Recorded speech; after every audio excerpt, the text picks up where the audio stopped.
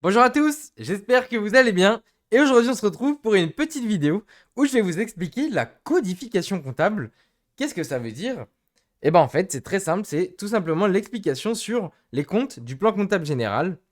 Donc dans quel cas est-ce que vous allez devoir utiliser par exemple un compte 2 et quels sont les comptes 2 que vous allez devoir le plus utiliser, en tout cas dans l'examen de l'introduction à la comptabilité.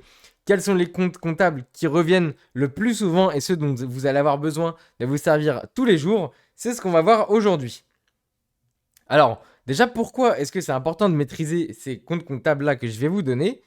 Parce que ça va faciliter toutes vos écritures comptables. Vous allez avoir une marge d'erreur beaucoup moins importante que si vous ne connaissez pas les comptes.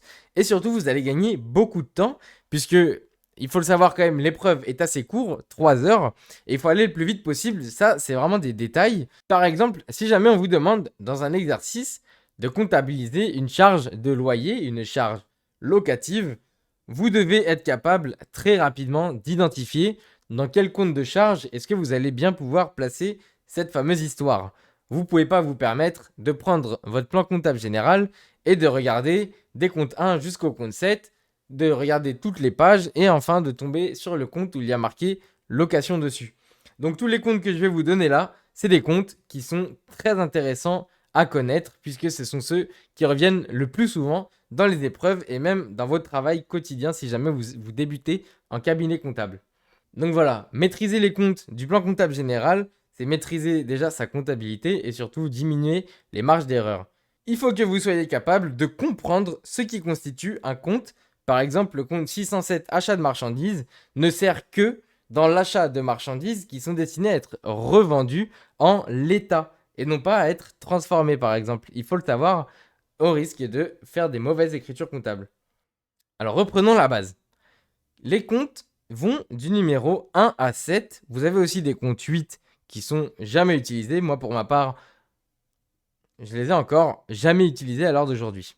Donc les comptes numéro 1 à 5 seront tous les comptes de bilan. Ils vont donc être obligatoirement dans l'actif ou dans le passif de votre entreprise. Les comptes numérotés 6 et 7, quant à eux, sont des comptes de gestion, c'est-à-dire que vous ne les retrouverez au contraire que dans le compte de résultat et non pas dans le bilan. Jamais vous ne retrouverez un compte comptable numéro 6 ou 7 dans votre bilan. On va commencer tout de suite par essayer de voir un petit peu quels sont les comptes à maîtriser pour chaque classe. Déjà, qu'est-ce que le compte de charge?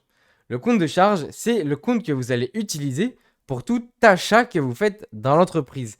Dès que vous faites un achat, il va falloir passer par le compte de charge, c'est-à-dire un compte de classe 6, et il y aura une répercussion directe dans le compte de résultat de l'entreprise, d'accord?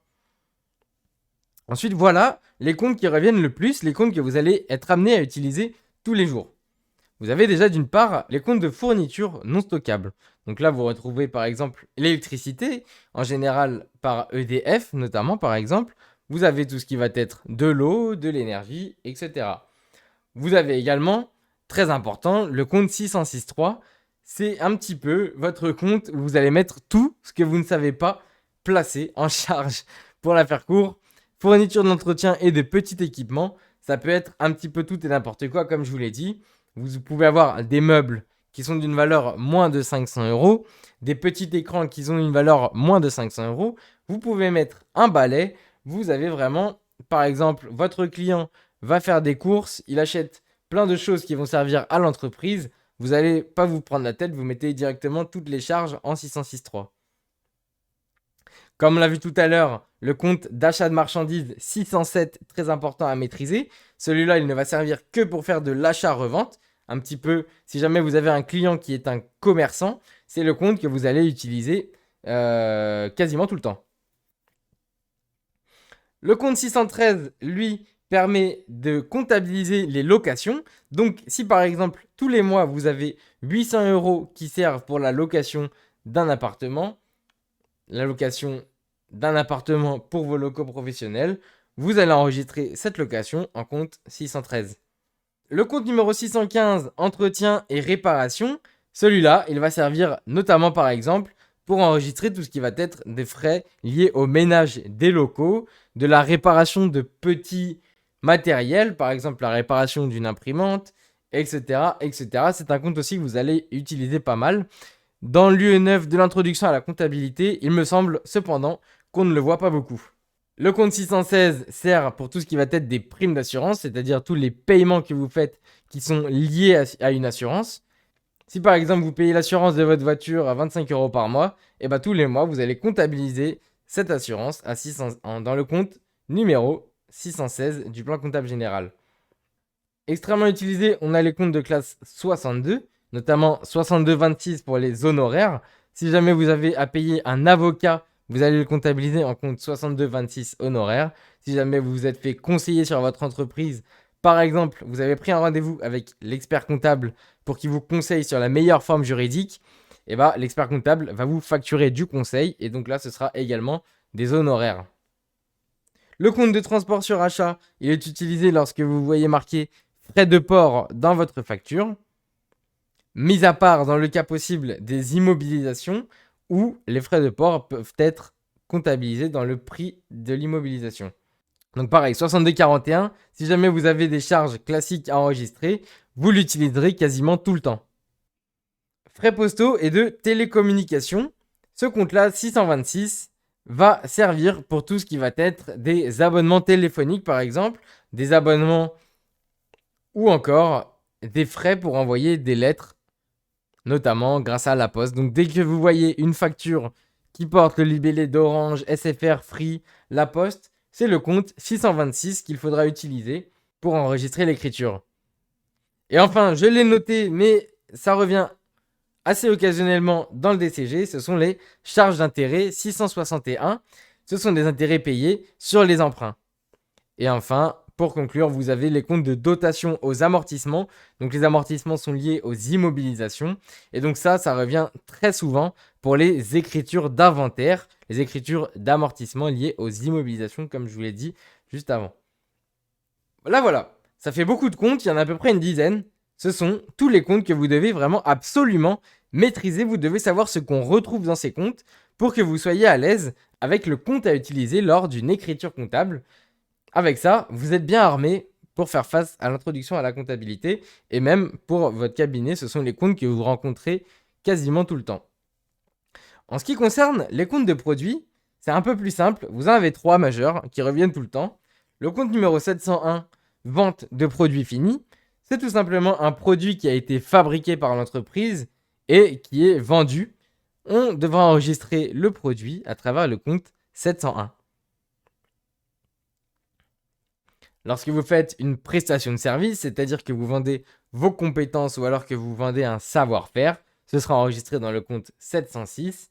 Et lorsque vous vendez des marchandises, c'est-à-dire comme on l'a dit tout à l'heure pour l'achat de marchandises, vous avez acheté notamment par exemple des cartes Pokémon pour les revendre plus cher. C'est purement des ventes de marchandises puisque vous n'avez absolument rien touché au bien, vous l'avez juste acheté pour le revendre. Ce sera donc en compte 707.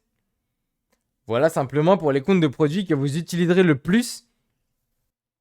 Les comptes de tiers, il faudra les utiliser lorsque votre entreprise s'engage auprès d'une autre personne, d'un tiers, auprès de n'importe qui d'autre, d'accord? Par exemple, le compte fournisseur numéro 401 est utilisé lorsque votre entreprise fait un achat envers un fournisseur et qu'il faudra régler ce fournisseur. Vous avez une dette envers le fournisseur et donc pour manifester cette dette, on utilisera un compte de tiers, le compte numéro 401. C'est la même chose pour le côté vendeur. Lorsque vous faites une vente, le client vous doit de l'argent, vous enregistrez votre compte client dans le numéro 411. Ça, c'est vraiment les deux comptes que vous utiliserez tout le temps en comptabilité. Un petit peu plus compliqué, vous avez les deux comptes également phares de TVA. Donc voilà, en fait, pour ces deux comptes-là, si jamais vous facturez plus de TVA collectée que de TVA déductible, vous allez devoir une dette à l'État. Et inversement, si jamais vous faites plus d'achats ou vous payez de la TVA déductible et vous faites moins de ventes et vous avez de la TVA collectée, alors l'État va devoir vous rembourser de l'argent. Et donc, c'est principalement ces 4 comptes-là que vous allez utiliser pour les comptes de classe 4. Enfin, les comptes de trésorerie, vous en avez 3 également. Le compte 512 banque, celui-là c'est celui que vous avez tout le temps. le compte 53 caisses. Celui-là, il est utilisé uniquement pour recevoir l'argent en espèces. Si jamais vous avez l'information que votre client a été payé en espèces, il faudra augmenter le compte caisse et non pas le compte de banque. Et enfin, c'est un compte un peu coquin mais qui revient tout le temps dans l'introduction à la comptabilité. C'est le compte de VMP, de valeur mobilière de placement. Ce compte-là, il est un peu coquin mais il est utilisé tous les ans dans l'introduction à la comptabilité. Par exemple, si une entreprise achète des actions pour faire du trading, c'est-à-dire uniquement pour générer de la plus-value à court terme, il va falloir enregistrer ces actions dans le bilan de l'entreprise à travers le compte 503. Si par exemple j'achète 100 € d'actions Microsoft destinées à être revendues rapidement, il va falloir que je les intègre dans mon bilan. Voilà pour les comptes de classe 5. Il ne nous reste plus que 2 comptes de classe, les comptes de classe 2 et les comptes de classe 3. Pour les comptes de classe 2, ce sont des comptes d'immobilisation. Les immobilisations sont des biens qui sont destinés à rester dans l'entreprise. Plus globalement, on dit souvent que ce sont les biens qui ont une valeur supérieure à 500 € hors taxe.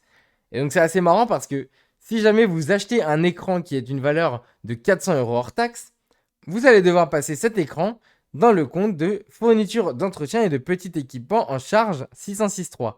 Par contre, si cet écran est d'une valeur de 600 € hors taxe, donc supérieur à 500 € hors taxe, vous allez devoir immobiliser ce bien et donc le placer dans un compte 2183 ou 2184, matériel de bureau et informatique. Et donc vous voyez que l'utilisation des comptes en fonction de ce que vous achetez n'est pas fixe. L'appréciation se fait tout de même au niveau de chaque comptable. Une fois que vous maîtrisez les comptes, c'est à vous de savoir dans quel compte est-ce que vous préférez le placer, dans quel compte est-ce que vous avez l'habitude de le placer. En tout cas, ça c'est pour ceux qui travaillent en cabinet comptable, ok ? Donc les comptes de classe 2 sont utilisés pour tous les biens qui sont destinés à rester dans l'entreprise, les biens supérieurs à 500 € hors taxe.